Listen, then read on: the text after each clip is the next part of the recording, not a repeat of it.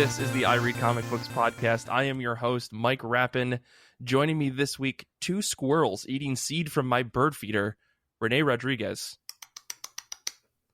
and Simon Domoney-Lyttle. Hi, how are you? Thank you both for joining me. This episode is already off to an incredibly chaotic start. I'm very excited to talk to both of you. This is episode 274 of I Read Comic Books.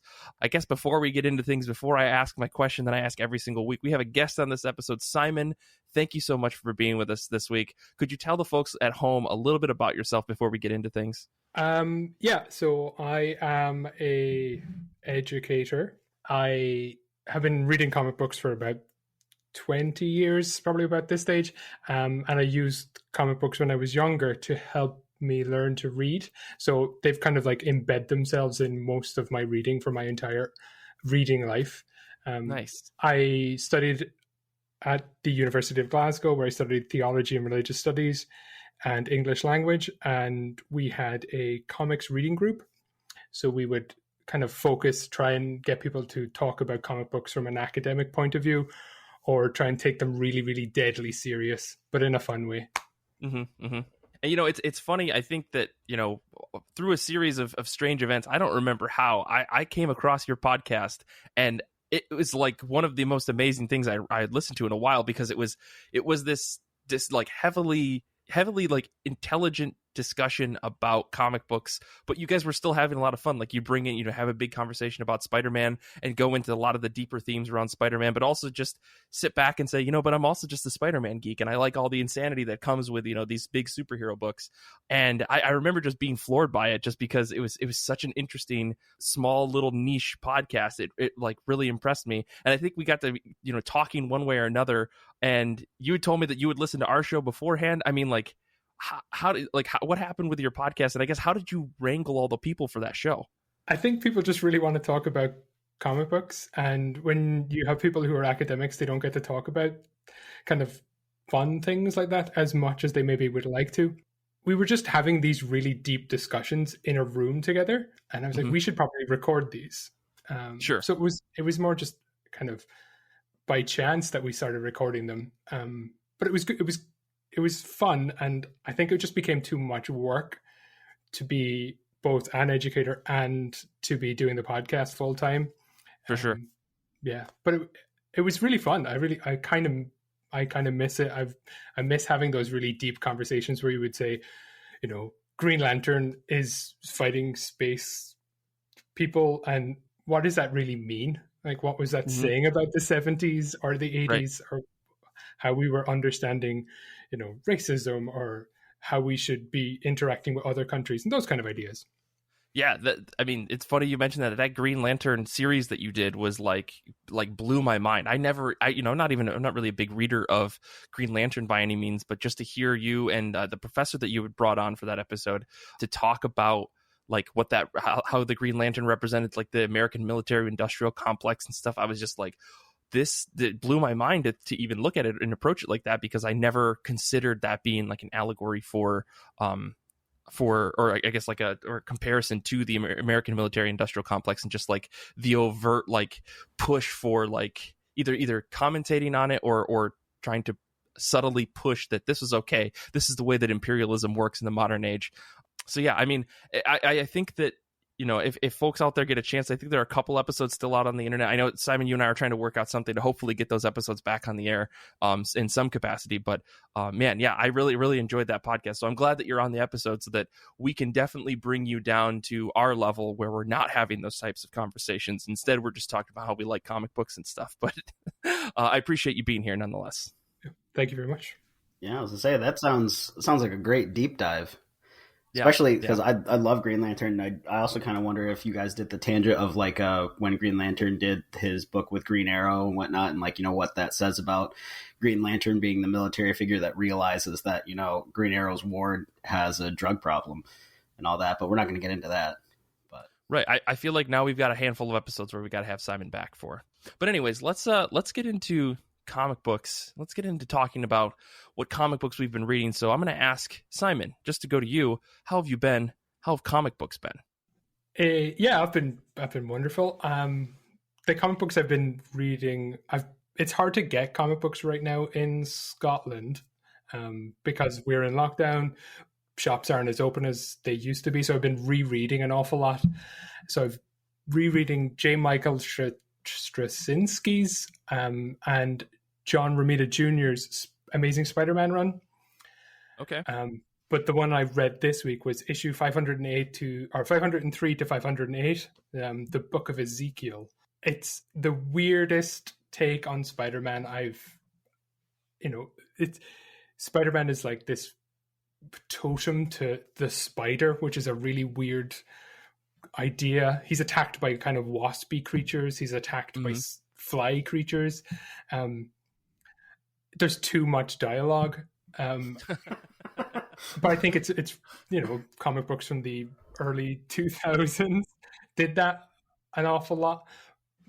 Instead of this, just showing us what's going on, they had this kind of urge to describe the panel or describe Peter's face or describe the enemy's face. And I was just, slow down. Like, you don't need 250 words a page. Simon, are you saying Spider-Man talks too much?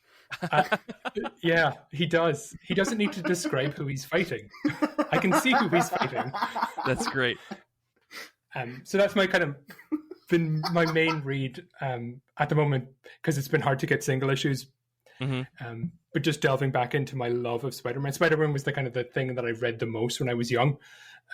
So it's nice to get back into the run that was like a formative run for my love of Spider-Man. Right. And then realizing that it's not as good as I remember. Oh no. Which is a hard thing to deal with. Because there's just a bit of, Spider-Man's a bit sleazy, and every time they come across a group of young people who are, making trouble in the neighborhood, they're always, they're all like youth culture, and they're mostly African American, and it's like, oh, could you have not done that at the time? Yeah. So, it's the culmination. The reason that I started rereading all these Spider-Man was because I loved the Civil War run. Right. And I was going to reread the Civil War run, but I wanted to read everything that came up before that as well. Yeah, I mean, that's a fantastic run of Spider-Man. I think that run is what got me to read Spider-Man in the first place, because I think when I really started getting into comics, like beyond just like picking up random trades and stuff that I had no idea about, I think Civil War had just happened or was in the middle of happening. And I remember being so blown away by some of those issues with Peter Parker where, he reveals himself. It's kind of a bummer to hear that some of those, maybe if you go back, don't necessarily hit. Is this part of the Civil War run, or is this before or after? So this is the issues leading up to the Civil War. So okay. It's kind of resetting the status quo for Peter. They were, him and MJ are getting back together. He's living with his aunt, like all the basic Peter. They were just setting it up so that it was the standard Peter. Right. And then all of a sudden Civil War happens, which is phenomenal, which, some of the best Spider-Man I've read. For sure.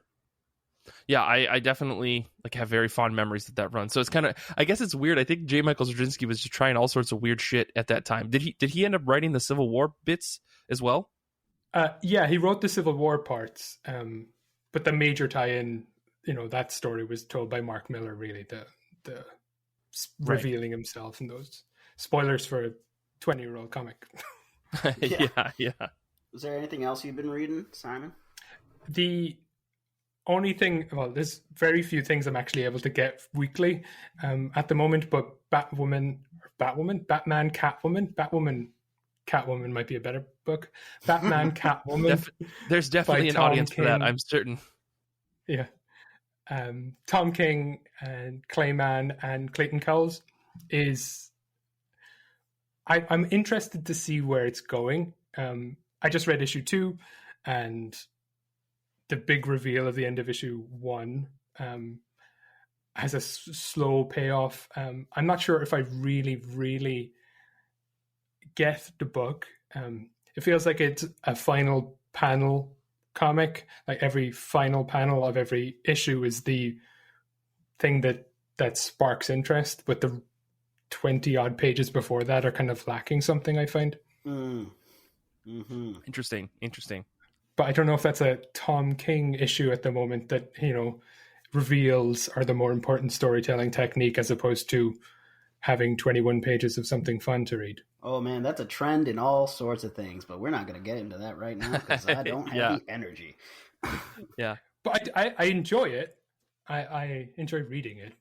But it's like, am I the only person that saw Clayman and Clayton Cowles and was immediately like, Batman villains? I mean,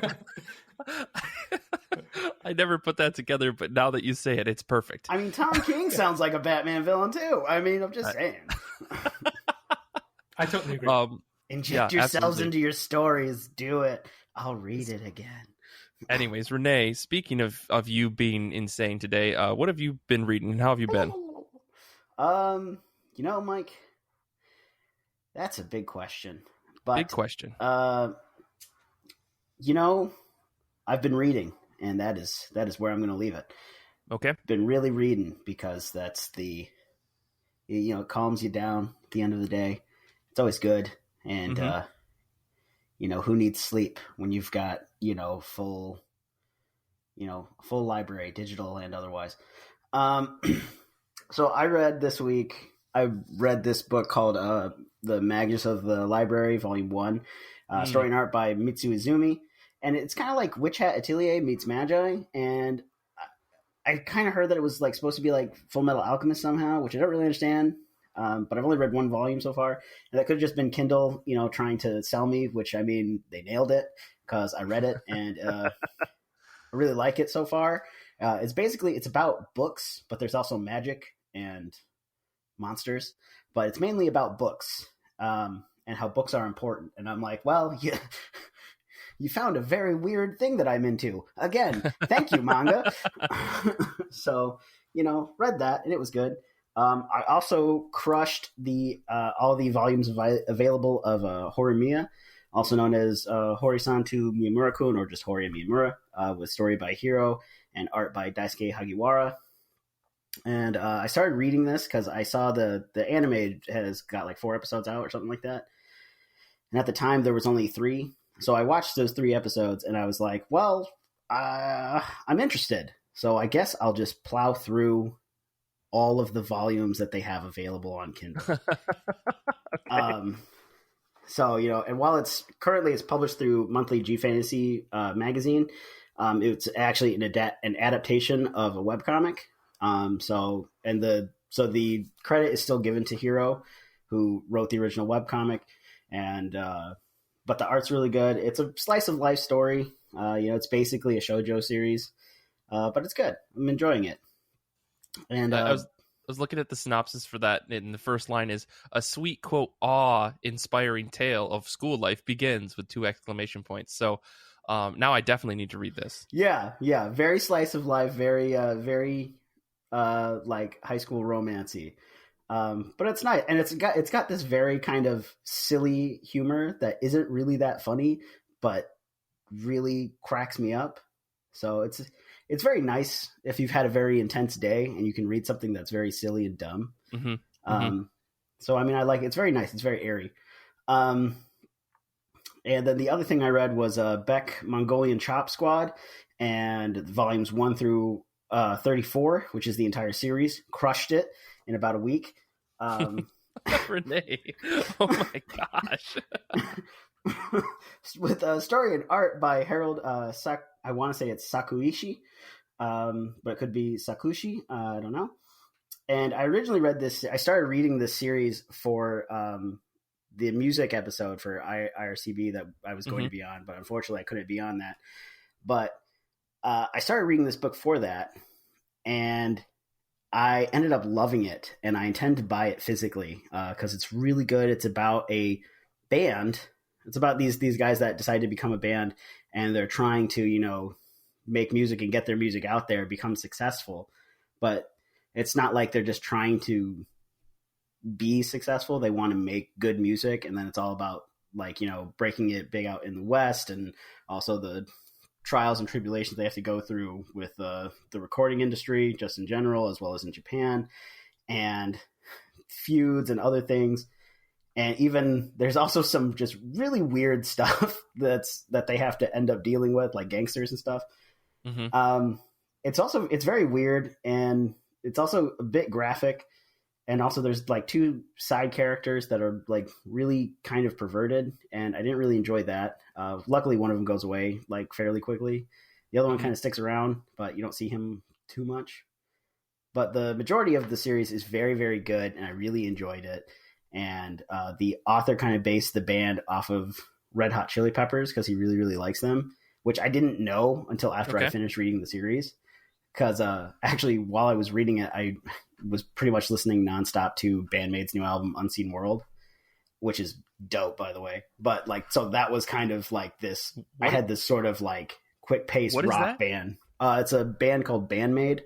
They're a rock band from Japan, and they're a very fast-paced, like kind of like pretty hard-hitting rock band. And then they dress up as maids because one of the guitarist used to work at a maid cafe in Japan, and so they were like, it would be funny to be dressed up as maids while playing this, you know, really hard rock music. And it's dope. And Unseen World is a great album. And I was listening to that, and I'm reading this story about music, and like, you know, you're sort of seeing these pages, and you kind of have to think of what the music is. Mm-hmm. You can pretty much imagine the music being whatever you want. Like they kind of hint at like what it's supposed to sound like, but it can really be whatever you want. So it's like, how do you not get amped like hearing these bass lines in your head? You know, and it's a really good series. And the entire series is on Kindle Unlimited. So if you have Kindle Unlimited, you can read the whole series there. But I highly recommend it. It's really good. It did have an anime and a live action movie, and the music from those are actually both pretty dang good. But I would say read the series first. Don't let any other outside music kind of like, you know, what is the word? Like affect how like you're reading it. Yeah, influence. Thank you. Yeah. Don't let any outside music influence it before you read it, and then kind of do those things afterwards. But it's a really good series. It reads pretty fast, at least for me. Mm-hmm. Again, crushed it in a week. I mean, but you're a different breed of manga reader, though, I think, because I remember you were mad that the Shonen Jump app had a 100 chapter per day limit. Yeah, that's outrageous. I can't even imagine reading that many like individual chapters of manga. It's funny you mentioned this though, because I think we did mention like a screen cap of this on the last episode, the music episode that we did. I remember when this was announced on Comixology Unlimited, because it's on there as well. And I always thought this was a really cool series because apparently it's pretty popular. So maybe this will be the one. We were talking about this last night on the Discord hangout. Maybe this will be the series that gets Paul into manga. One day we'll get him. I mean, I don't know. Okay, I don't know. That man beats to the sound of his own drum, and I mean, God love him for it. But that's know, to each his own. But I think if there was going to be a series that he wouldn't mind reading, it would probably be this one. Gotcha. Well, I'll put this on my forever list because it sounds interesting, and usually don't steer me wrong when it comes to manga. So, I might have to check that out. But anyways, for me this week, I've been all over the place. Kelly and I, we bought a car because we need to go to New Jersey and all this other stuff. So yesterday was my big drive through a large swath of New Jersey to try to potentially find somewhere to live, and also play the Pokemon Go Kanto Tour thing that they did yesterday. So if you're a Pokemon Go fan, hit me up, I guess, because it's what I do. I played for like 6.5 hours straight yesterday. But other than that, yeah, we had a Discord hangout last night, which was a lot of fun. I think folks were on until like 2 or 3 in the morning again, because hell yes, I love you guys. I jumped off after like 3 hours, but like it was a blast last night to hang out with everybody. And as for comics that I read, I sat down and read Immortal Hulk Flatline. This is a one-shot issue that is part of the Immortal Hulk series that's kind of independent of everything. Like if you have an idea of what the Hulk is, and you kind of understand at least a little bit of what Al Ewing is doing with Immortal Hulk, like this is an amazing single issue. And I think even if you go in with just like a cursory bit of knowledge about who the Hulk is and you sit down to read this issue, it's super powerful. I mean, it was incredibly depressing, but also really moving at the same time. It's really dark. It's got some implications in it that I did not think a Hulk book would ever go into, about just like the relationship between Bruce Banner and the Hulk. It's extremely powerful. I don't want to spoil it because I think that everybody should check this single issue out if you get a chance. If it goes on sale, I think this is a great, really powerful, I'm going to say powerful 100 times, single issue that you can check out. And it reminded me how much I love Declan Shalvey's art. He is an incredible artist from beginning to end. I didn't credit the colorist on this because I think someone else colored it, but yeah, his art is unbelievable from beginning to end. You can tell he put 1,000% into it.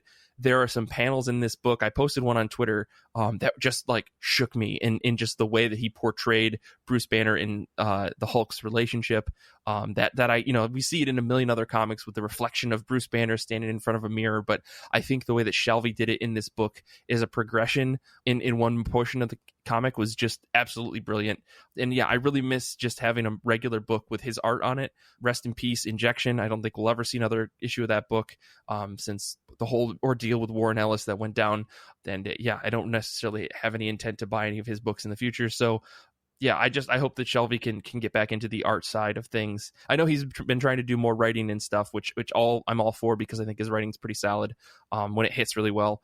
But yeah, this issue was amazing. And I think like this is, again, proof that Shelby is a multifaceted artist. I would love to read an OGN that he, wrote and drew. And I know he's got some stuff coming down the line, so I'm very excited to see what else he does. But this was a killer single issue. The other thing I read this week was Hollow Heart #1. This is written and lettered by Paul Aller with pencils, inks, and colors by Paul Tucker. This is a comic from Vault Comics that I saw the cover and I was like, that looks kind of cool. And I just bought it on a whim because I'm that kind of a sucker when it comes to like comic books coming out on Wednesday. And it's somehow a comic with only a notion of a story. Like you get to this first issue and you kind of don't, what the story is, but it's only because you got a taste of it. They only gave you a morsel of the actual story at hand. And I wasn't even bothered by that. Usually I'd be like, I feel like a book like that would feel actually, for lack of a better, word, hollow. Like there wouldn't be enough story to actually keep me going. But Aller's writing hits a pacing that when I got to the end of the issue, I was floored by how much I felt like I understood and how many things I needed answered. Which is going to drive me into issue 2, right? So I feel like there's this world that gets established really quickly. There's these robot people that are trapped in this lab for some reason. And I don't know how to say they're trapped. They're machines created by this company. And one of the people who's this caretaker of this semi-organic robot feels bad for this robot, understandably so. There's a lot of stuff going on in this book. And I just couldn't believe how excited I was after reading this issue. And I went through like 4 or 5 or 6 other books on the night that I read this. And this was like one of the last ones. And I just like fell backwards out of my seat because of how incredible it was. And I really think that this book has the potential to be a smash hit really, really quick. It's probably going to be a mini series. I think that's kind of how Vault usually runs things. And I'm all for it. I think that this is definitely going to be a big book. Tucker's art, I think, throughout the book is a little kind of just in the middle. I wouldn't say it's astounding by any means, but there's definitely a lot of heart to it. It's I don't know. It's kind of your standard independent book or art that has like its own style and feel that is definitely not trying to appeal to all audiences. But I wouldn't say it's bad by any means. It's just kind of in the middle. I think there's a couple pages that really, really nail the overall tone and feel of the book. Like the cover, for instance, is just unfucking believable. And there's a couple of pages throughout this that I was just like kind of impressed by. But yeah, I definitely think everybody should check out this first book because I think the first issue will hook you really, really hard, and not in the way that a lot of books hook you, where the end is just like a gotcha and it's like, you have to come back because you need to know what's happening next. The entire issue, I think, is like a well-paced 4/4 beat at 120 beats per second, and you get to the end and you realize that there needed to be one more chorus in the song, and so you have to pick up the next issue for the rest of the song. So yeah, I cannot get over how well paced this book was. So that's me ranting and raving and being excited. But yeah, pick up this book if you get a chance. It's fantastic. You've sold me. Definitely sold me on that. Yeah. Well, good. That's what I'm here for. I can't wait to get my check in the mail from Vault. I wish. Anyways, I guess let's move on. Comic books are coming out on February 24th, 2021. What are you guys excited for this week? I'm going to toss back to René. Oh, you know me, Mike. I'm always excited for manga. I know at this point I'll be excited if you toss in a Western comic here. It'll blow me away. You know, maybe next time, because definitely not today. But yeah, so this time it is Nine Dragons Ball Parade Chapter 2, which actually drops today on the Shonen Jump app if you have it. And if you don't, you should, because it's really cheap. But not a paid ad. But anyway, Nine Dragons Ball Parade, it's a new sports manga that debuted last week. It's about baseball. It's only been one chapter, but I already feel like this is a sports manga that has already taken over my heart. I'm already all in, and I feel like that is a problem for someone else, not me, because I'm going to enjoy every last minute of it. So it's feels good already. I'm excited. Story by Mikiyasu Kamada and art by Ashibi Fukui. Forgot to say that, but it was a good first chapter, man. I was in tears and I was psyched at the same time. It was great.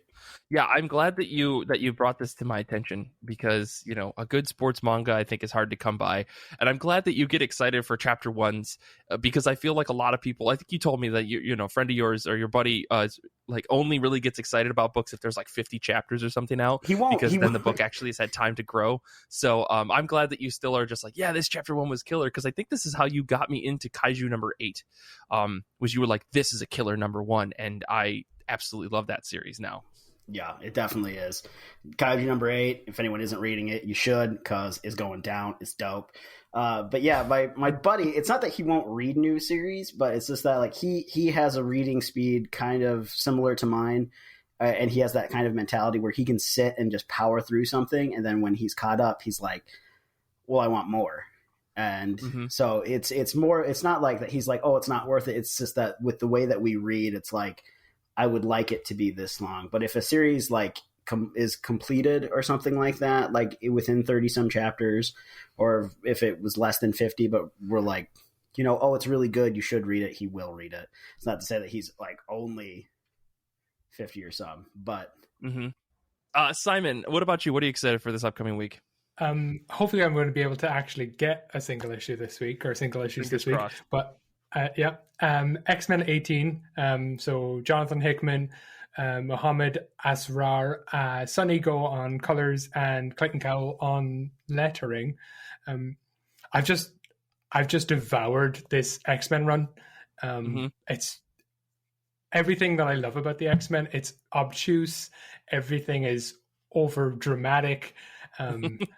It's hyper kind of aware of its being. And I've been just eating up everything Jonathan Hickman anyway. I like how he overanalyzes his books, and really I feel like he's a big thinker when he writes his books, and they're not just, I'm writing stories about summers. He's writing something about a human being or a group of human beings going through something. So I'm just desperate to see what he adds to the weird ongoing sections of the X-Men stories that we're getting. I found that the Hickman X-Men book is a bit strange, because you get one issue and you find out one thing, and then the next issue is set with a whole new group. But I'm kind of enjoying that kind of monster of the week or problem of the week format. I mean, and it's him laying a lot of seeds for other books in a lot of ways, right? Because the whole, like, for instance, the Orcus stuff, is slowly making its way back into the other books, which I'm very excited about. And you get to vote, so go out and vote. Yeah. Oh, yeah. And we get to vote. Oh, yeah. I keep forgetting about that thing. Oh, brother. Well, my pick this week, I guess before I get into my pick, as I've said in the last couple of weeks, it's 2021. We're doing something wild. If you want to read comic books and you want us to buy you some comic books, you should talk about the show on social media. Mention us, talk about your favorite comics, and tag the show. If you do that, or if you share the show just in any capacity, tell people to listen to IRCB. you can win a $20 gift card to Comixology, Midtown Comics, or your local comic shop if they do something like that. Just make sure to tag us on social media and let us know, because we want to help you read comic books this year. And yeah, so I guess the other thing I'll get into is we did have some picks on Discord. Danny said that he was into Nuclear Family #1 by Stephanie Phillips and Tony Chastain from Aftershock. Crashmore said they're into Symbiote Spider-Man #4. I guess that's a King in Black tie-in. And Nick, who's here listening live, is into Skulldugger and Skeleton Boy #6. All great picks. I'm glad that other people are reading the King in Black stuff, because eventually I'm going to want like a 10 to 15,000 word essay about King in Black, so I can understand it, because I don't know if I could bring myself to read all the King in Black stuff, because it's a huge event.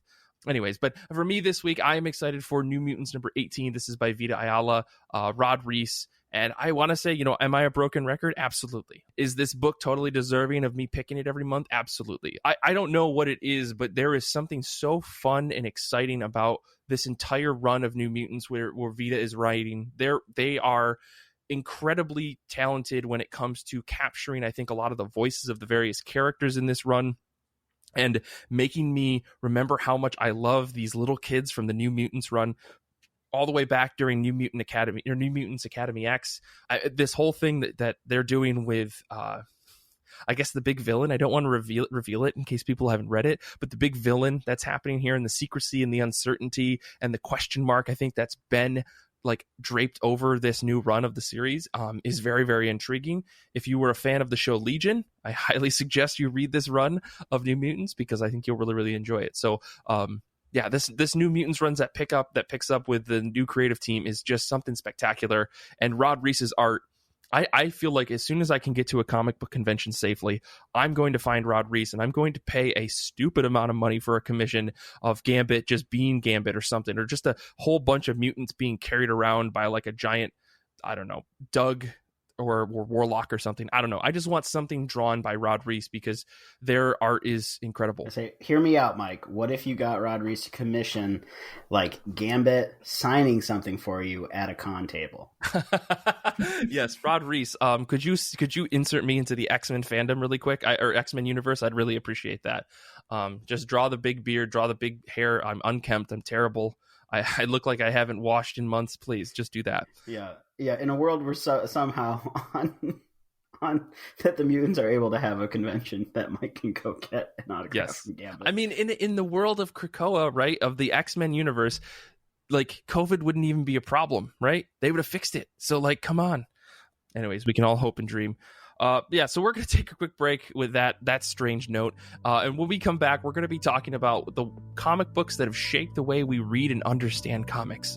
It's kind of an out there topic, but I always say that on the show. So we'll be back in just a second.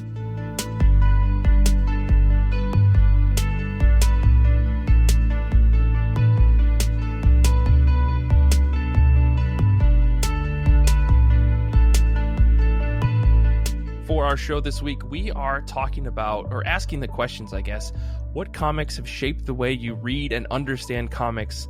As I said in the break, or before the break, this is kind of a vague, out there question, but I wanted to throw something wild at this, our good guest Simon and René, to see what they would come up with. And we had a little bit of discussion, before the show and stuff, and we've got some notes here. So I guess, like, to get things started, I think the thing that I was approaching this topic with was, what are some comics that really changed the way I understood things in terms of like what was possible in comics, and helped me understand like how to notice like bigger themes in comics, and maybe genuinely just feel something when it comes to comics. So like I jotted down some examples here. Like one book that I think really struck me when I was first really getting into comics was Sin City by Frank Miller. I think this comic really broke my mind into how like comics could be told from the standpoint of like just a black and white, like strictly black and white color palette with some color dotted in here, like reds and bright yellows and bright blues. But if you read the first couple of volumes of Sin City, it's incredible the amount of imagery and like starkness you're able to define with just black and white in that book. And I think, with Frank Miller, and I believe Klaus Janson, who worked with Frank Miller on that, it's unbelievable to me that book can be so detailed and so powerful with only using like a 2-color palette. And I know we tout on books that, like Box Brown, for instance, who in a lot of his books uses a 3-color palette, or a 2-color palette in some cases as well. But I think like the true like heavy black, heavy white usage in this book really, really blew my mind when it came to understanding what really the possibility of comic books were, just to think about like how much you could do with so little, I guess, I don't know, Simon, René, how did you guys take this? I guess we'll start with you, René. What was your original thought on this? So I actually didn't know what you meant. Sure. And this could just be that like I'm just not in that mindset normally of just thinking. I'm a very plain person. Like I take things at face value a lot of the time. So when you said what shaped the way you read and understand comics, I was like, I don't know, just go left to right or right to left, up, down, flip the page, because I just didn't really understand what you meant. And It actually took talking to my brother about it, because I was like, I don't know what he wants from me on this. It really like shook me up for a couple days, because I was like, I don't know. I just kind of, but it was kind of like, when I grew up reading comic books, we would get random issues that we would find at like the swap meet or garage sales or yard sales, whatever. And so they were always like random comics, or comics that people would be like, oh, I have these, I don't want them anymore. And so you would have like one or two, and some of them would be really worn out. So you really only had like, half the pages, and most of them were ads for the Three Musketeers or something like that. Right. The candy bar, not the movie. But could be both though. Yeah, it could be, because it was like in the 90s, and that Disney movie had just come out, which is a classic, by the way. Anyway, so it was just kind of like I always just got whatever I could get my hands on, and and like the way that I grew up was always just kind of my dad and my mom would watch different TV shows, and my brothers would watch different things, and so we would watch anime or Hercules, and then we'd also be watching like some crazy action movie or something really serious that my mom wanted to watch. And it was just like this huge bit of information. So when I was reading comics growing up, it was just like, that looks interesting, why not? And then I would just sit and read the whole thing, because it was like, it's just here, why not? Which clearly has kind of turned into this, I'll power through and read everything that of this series so that I know what it is. So it's just kind of like I never really had this idea of like something that changes or like change the way that I read comics, because I still do that. Like if something catches my eye or whatever, I'm like, what's it about? What is it? And understanding comics, I always thought, because I always saw like just these huge differences between everything that I could get my hands on, I was like, sky's the limit in comics. It could be anything. It could be anything and everything. And definitely. So I think I still read comics like that. I still look for comics like that. If anything has really changed the way that I understand comics, it would be, and I saw that we were going to end up talking about this again, Mike, but Bakuman taught me about the, the manga creation process. Talking about what goes into making manga. And I guess that really only changed the appreciation of like, what people go through to make these things. But even that hasn't changed the way that like I search for books. And even because it's just like when I was in 5th grade, it's, you've got some time to kill at the library or the bookstore, and you just pick up something, or someone goes, hey, you should read this, and shoves it in your hand or tells you should look for it. And that's just kind of the way that I do that. Gotcha. Well, that's interesting. I think I maybe want to touch on some things, but I kind of want to toss over to Simon. I mean, what was your, I guess, interpretation of this incredibly strange question that I threw at you? The way I thought about it was what kind of books have kind of taught me how to read comics, and how have I changed as a reader over the 20 plus years that I've been reading. So my kind of background with comics is kind of the same as yours, René. So random issues of Spider-Man, they were kind of reprinted in the UK and sent to Ireland, where I grew up. And we would just get a kind of an anthology of Spider-Man comics, none of them related, none of them have any continuity with each other, just 7 random assortments in like an annual that was quite thick, not the annuals that we get from American comics, but issue number 107 of this run and 36 of Web of Shadows and something from all this other stuff. So I've never really cared about continuity when I was young. I just read 21 pages of Spider-Man doing something weird, and then read a little bit of X-Men, and then maybe a little bit of Spider-Man from some other creator. So that kind of idea that continuity was never even something that I even thought was a thing when I was a young reader. I kind of grew up reading anthology comics in general. I'm not sure how aware your audience or even you guys would be of books like the Beano and the Dandy. I don't know if that's a thing that you've ever even heard of. Can't say that I have. Okay. So they're kind of like kids comic strips, but it's like a full page comic strip, and they would just have random stories. So Dennis the Menace was one of those stories. Minnie the Minx, Desperate Dan. So there's just these. One Desperate Dan is like a cowboy who eats cows. And like silly books that have no continuity. Like that's where I was getting my. That's how I used to read comic books. But gotcha. They changed with books like what we were just talking about with Sin City. You're like, oh, someone's telling a story here with multiple books that I have to read, and they're all connected and they all read together. So that was kind of like what I was thinking about when you were saying, how have I changed as a reader? Gotcha.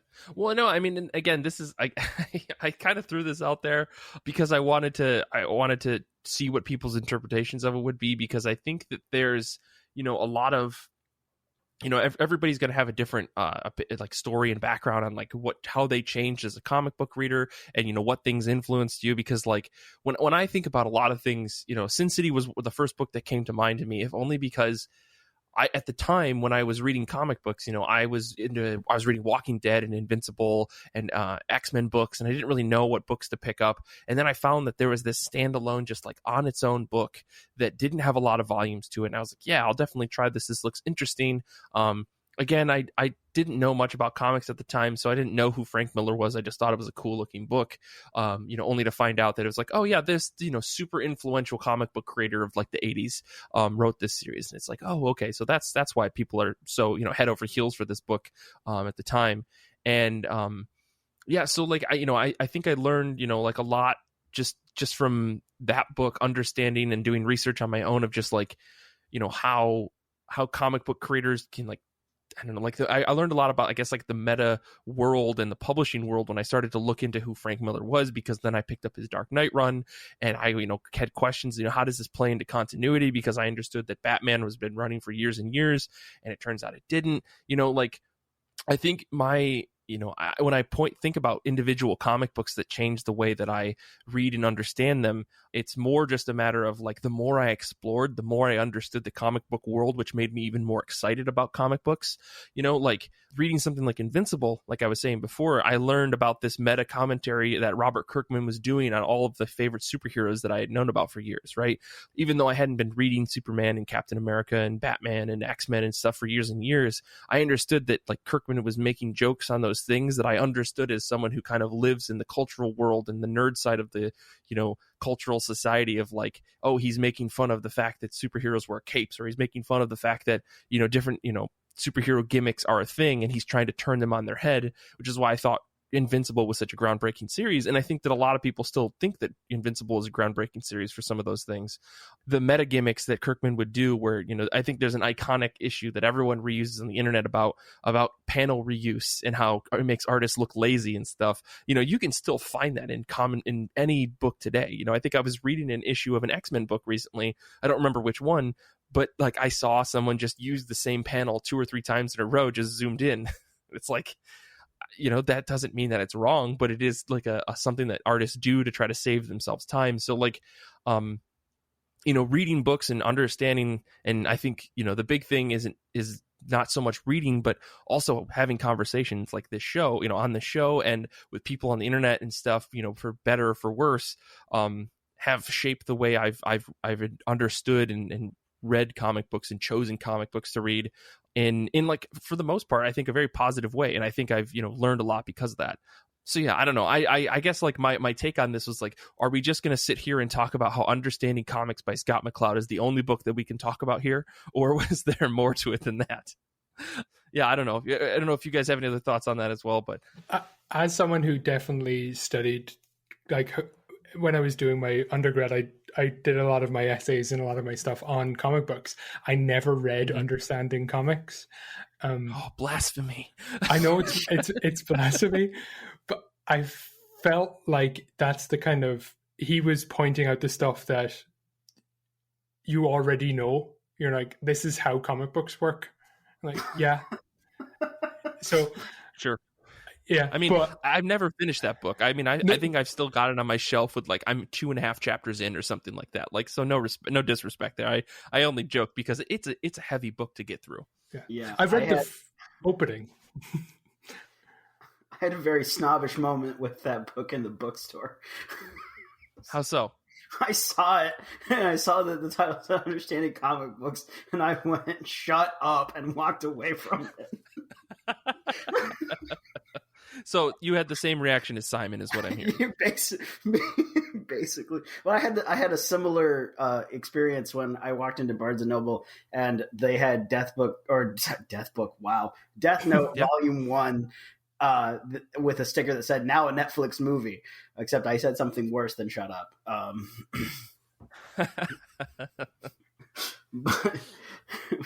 But yeah, I've never read Understanding Comics. That didn't really call out to me as like, maybe I am doing this wrong.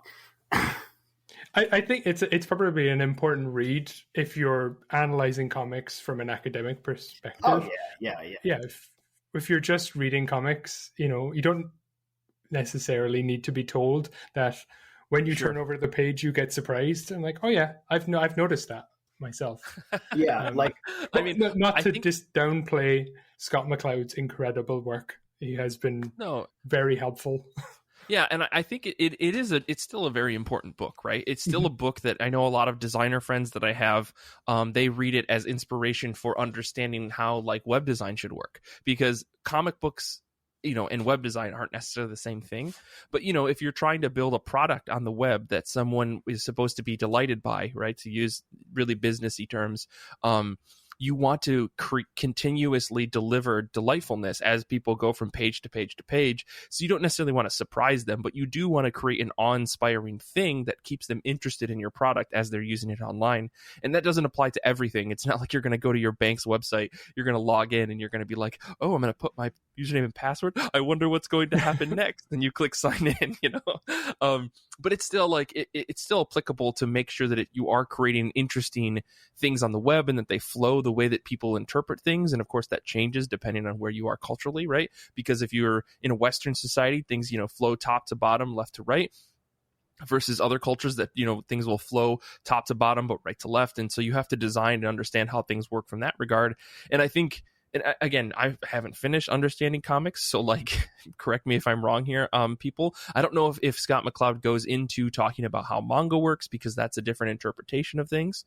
But still, like, understanding those fundamental concepts and understanding how, page layout is extremely important to ensure that the flow of a comic book page works applies incredibly to things like web design or visual design, graphic design in a lot of ways, because they follow a lot of the same rubrics in the way that people interpret things. So if you put in crucial information in the top right corner of something, people might miss it, although we've been trained as people who use the internet to look to the top right for a lot of different reasons. But this isn't the Mike is a web developer podcast. This is the comic book podcast. So I'll kind of step back here. But yeah, I think like that book is still crucial, but I don't think I know anybody who's a comic book reader that said, I sat down and read Understanding Comics and now I understand comics better.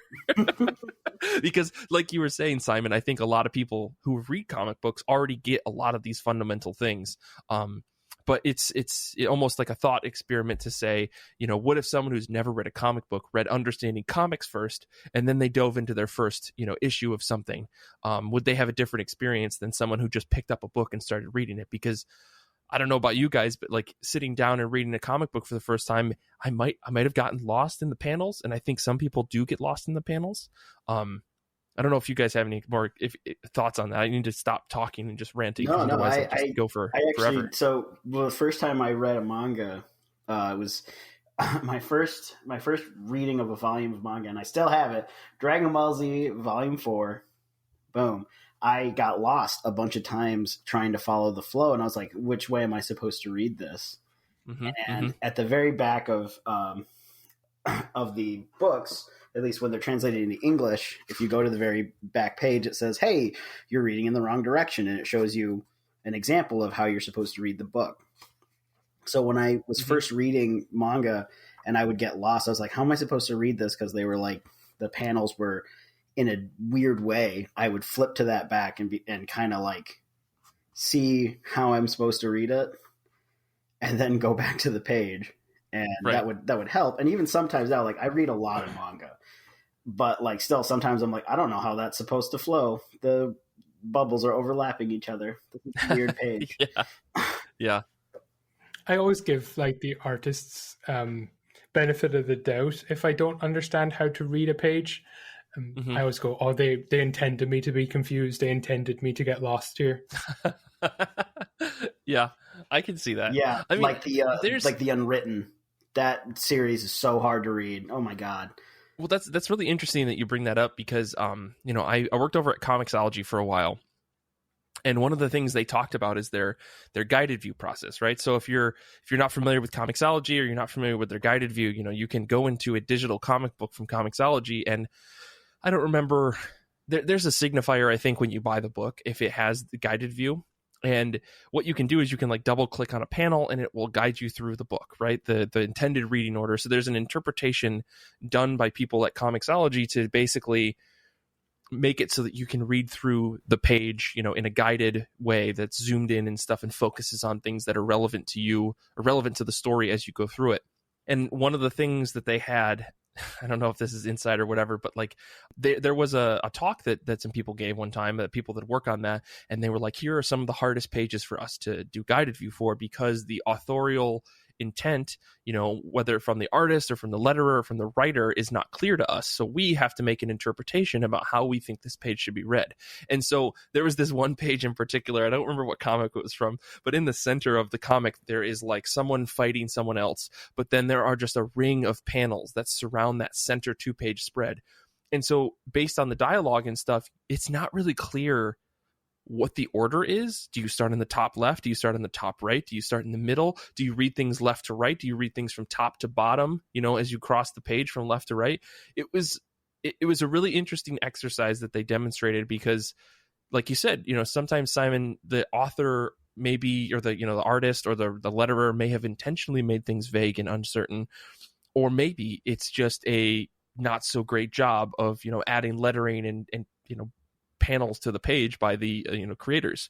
So yeah, I don't know if, you know, I can't think of any particular books where I've actually had that problem. Like I don't remember having any issues with the Unwritten, but I remember reading that book and finding it really interesting. I just remember it being hard to follow, like some of the story pieces being hard to follow. Oh yeah, which is why it's very vague. I don't think I continued it, even though I've heard so many good things about it. I always took that to be like, I'm just an idiot, and people, you know, this book is just smarter than me. I'm on like volume 5, and I like it, but I do get frustrated because sometimes they're like, oh, we're physically going through something, so we're going to show you, and you have to like turn the book like all the way around for like 5 pages or something like that, because it flip-flops and changes the way that it is. And it's like, I see what you're doing, but also if I ever meet you in person, I'm gonna beat the piss out of you for me go through this. Oh brother. Well, yeah, I guess were there other comics that you guys had in your notes here that you wanted to make sure that we brought up? I wanted to bring up Deadly Class, just okay, because it is an absurd realized world. I never care if a comic book sticks to its continuity, or if it changes a character, or if someone seems inconsistent with who they're supposed to be. And I think Deadly Class creates this absurd world where we have teenagers who are assassins, and that school is underground, yet also has access to being above ground for some reason. And the kind of the artificialness of the comic is just smashed into your face. And what I love about comics like that is that it's like, we are a comic, we are silly, we're having fun, and just come along for the ride. And I think sometimes with comic books, we can become too serious and say, this doesn't fit with reality. But it's like, it's a comic book. If it was a TV show, I've not seen Deadly Class TV show. I don't know if those drug-infused assassinations work as well as they do in a comic book. Because I like the artificialness of a comic. That's something that comics do that is really interesting. They like this can be silly and weird because it's just a comic. Don't get too serious about it. Right. So what I'm hearing is that you came on this show after my years and years of saying that I'm not a fan of Deadly Class to convince me to read Deadly Class. Is that what I'm hearing right now? I think it's because like the lead character is just a punk. He's just a punk kid, and I'm at heart just a punk kid. Okay. Boy, do I have some manga series to recommend to you. No, it's funny because I think it's funny, we were literally just talking about this last night at the hangout about I think Nick has been trying to read through Deadly Class because he's a huge fan of Wes Craig, and I'm kind of in the same boat where like there's something about that book that makes me really want to like it, and I think it's that exact reason you just pointed out. Like I wanted to be that punk kid. Or maybe I was in a little bit of ways that punk kid when I was a teenager. And so I really wanted to like that book, but something just didn't click for me. But then some folks in the chat said that when you get to like volume 3 or 4 is when the book really starts to take off. And I'm like, well, I've already bought all these volumes because I was a sucker and there was a sale and I was like, sure, I'll just buy all the digital volumes. So maybe I'll have to give it a try. Maybe this is one of those books that's going to change the way I understand or the way I read comic books, where I don't just judge them by their cover, because obviously Rick Remender and Wes Craig are doing something right in that book because it's gone on for so long and I think it sells pretty well. So what I'm saying is that I guess I'll try it just for you, Simon. Just for you. I'll try this for the punk kid in all of us. Yeah, for the punk kid in me and the punk kid in you. Yeah, I'll try it. And Mike, weren't you a punk kid? Weren't you like in a metal band in high school or something? Listen, we're not talking about that. Simon, what were you going to say? I think Deadly Class is a really clever comic. Okay. It's because it uses like the Harry Potter format that all these kids are in houses and they're all like against each other, and but it only lasts for a really, really short period of time, and then it's just about teenagers being teenagers. Like that's what it's really about. I think that's what the comic is really about. Like, if you allow teenagers to do anything they want, this is what they would do. They want to destroy society. They want to be harmful to each other. It's like teenagers are dramatic, and this book is dramatic. Like, dramatic in a good way. I'm not suggesting that teenagers should tone it down or anything. I love this,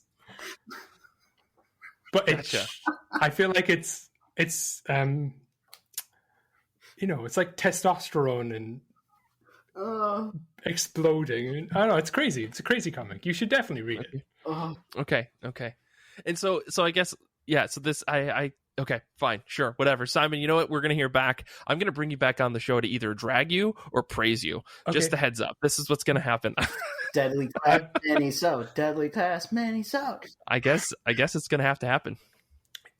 You could do a full read along of the entire Deadly Class. Oh, brother. It'd have to have some kind of good pun, like going seat by seat or, class by class, hour by hour, something like that. Yeah, I mean, I guess let me try to rein things back into the topic before we start making promises that I can't necessarily keep with Xander's time.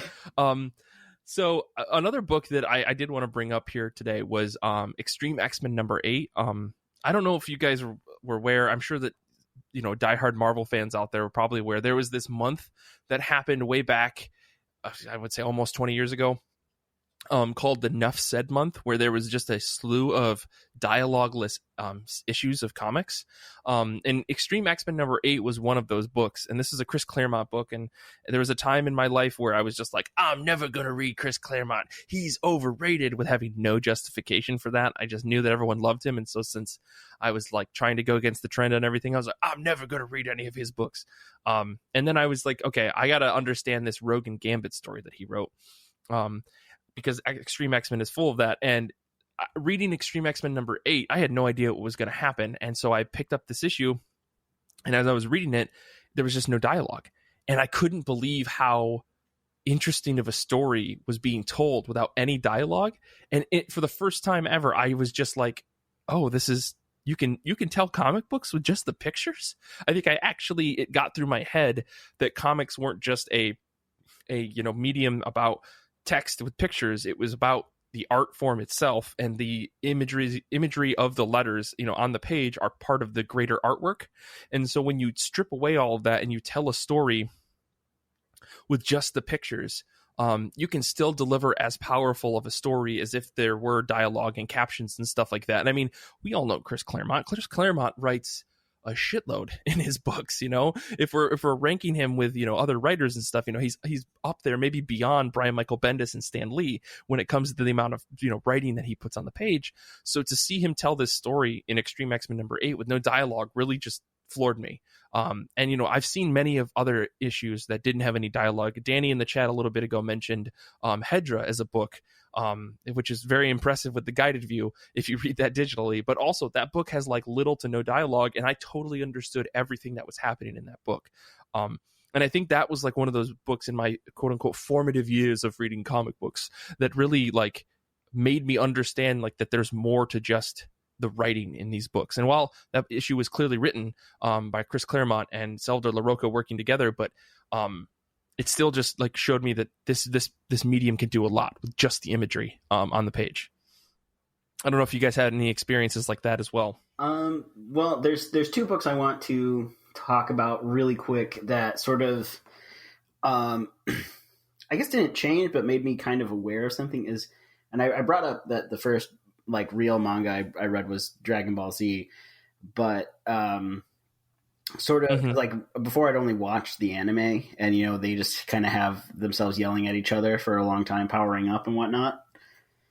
But if you read the manga, the fight scenes are so fluid and quick, and the way that Akira Toriyama really kind of set his panels so that your eye naturally follows the movement, and it's almost like watching the fight happening. Like you just get so caught up in the panel movement and just the quick pace of it.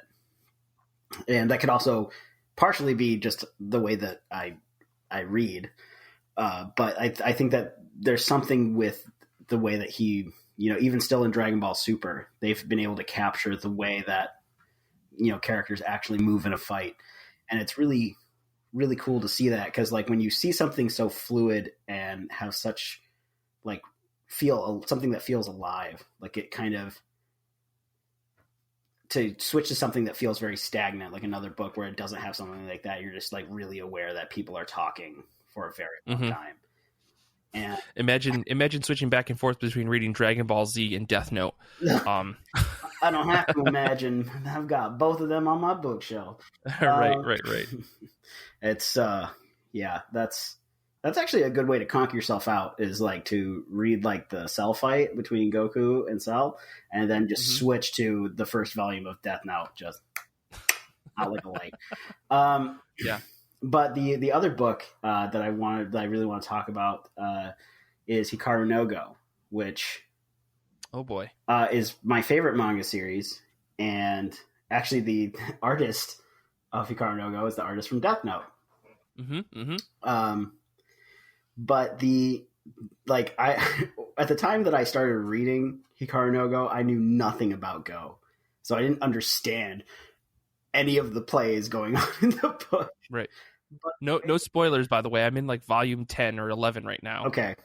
Well, I think I'm gonna stick with volume 3 at least right now. Sure. But like the way that the game is drawn, like especially when Hikaru's just learning the game, and he's like saying, you know, oh, the grid is like you know, a starless sky, and I'm placing the stars on the board, and the way that it's drawn is this very vivid and beautiful thing. It's something that you don't even understand, but like the emphasis they put on moves and on, you know, just sort of seeing where things can open up or where things are dead, you know, it's even if you don't understand the game, it's drawing your attention to this to at least show you that something is off or that something is important here. Mm-hmm. And again, that's the artist doing that through the paneling and also just through the art and the shading and whatnot.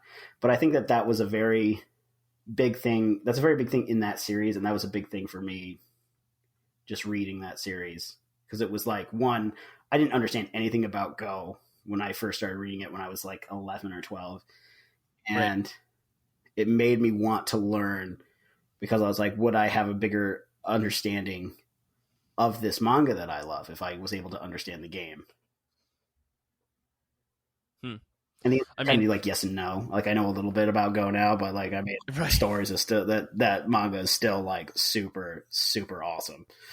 Yeah, I mean, I know nothing about Go, and I think that book is incredible. It's probably one of the best manga I've read in a very long time, hands down. Oh, it's so good. It's so good. It's very emotional. Yeah, but it's very good. Definitely. Simon, what about you? Is there any last books you wanted to bring up before we wrap up here? There's just 2 books. I think Danny brought one up in the chat, which is Greg Capullo's Batman Court of Owls, when you had to turn the book. Like the physical book became part of the reading experience. That kind of blew my mind when I did it all those years ago. That the thing that you're holding is also part of the experience of reading was something that I had never even thought about before. But there's another book called Hostage by Guy Delisle, and it's about Christophe Andre, who gets kidnapped and is taken hostage. And it's a very hefty book. So it's about 2-inch thick book, 300 plus pages. And at the start of the book, he starts telling you that he's going to get out soon. But the book itself is so big that you're like, well, we know something that he doesn't know as a reader because this book is so big. Right. So it's like those kind of things where the physical media also teaches you something about the story. Those kind of things blow my mind. Absolutely. Yeah, I always think of like when it comes to like physical books and in terms of like how they tell a little bit of the story, all I can think of is I bought this copy of the Madman like 20th anniversary or 10th anniversary or something. There was some 3D special that Mike Allred did, and I was just like floored that comic books were still trying to do that kind of stuff. Like it came with 3D glasses and stuff.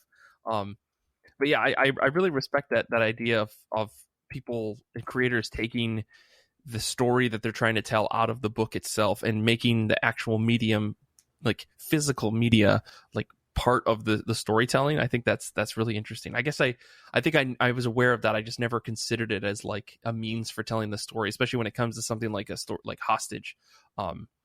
That's really cool. I've been meaning to read that book. I think I bought that as a gift for Nick, and then like the whole world fell apart.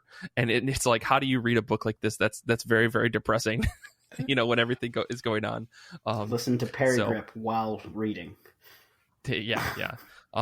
Well, cool. I guess, you know, we're going to wrap up here. I really appreciate the discussion here today, guys. This has been really fun and interesting, just to kind of focus on this very vague question that I had. So I'm glad we found a lot to talk about.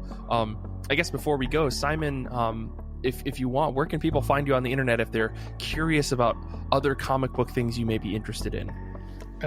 The best place to find me on the internet is Twitter. So it's Dom with a little d. It's a weird spelling, so I'll maybe... Yeah, we'll put it in the show notes. It's a weird spelling, yeah. So I try to keep a running catalog of everything I read on Twitter. And also, if you want to hear my hot takes on professional wrestling, you can go there. So that's the best place to find me: Twitter, wrestling, and comics. The only two things, the two greatest pieces of culture that this human have created, as humans have created. Definitely.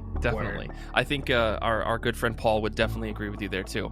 Well, for the rest of us here at IRCB, you can follow René at Rodriguer29, you can follow me at Mike Rappin, and you can follow the show on Twitter and Instagram at IRCB Podcast, where I try to post pretty regularly. I'm doing all that I can. This episode first aired on Patreon, and it's possible because of our wonderful patrons. Join today for exclusive series like IRCB Movie Club, Saga of Sagas, and much, much more. You can join now at patreon.com/IRCB Podcast.